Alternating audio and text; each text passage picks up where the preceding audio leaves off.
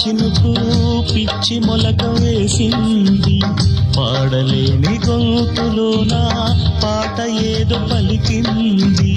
గుండె ఒక్కటున్న చాలు గొంతు తానే పాడగలదు, మాటలన్నీ దాచుకుంటే పాట నీవే రాయగలవు. రాత రాని వాడి రాత దేవుడేమి రాశాడో, చేతనైతే మార్చి చూడు వీడు మారిపోతాడు, మనిషి అవుతాడు.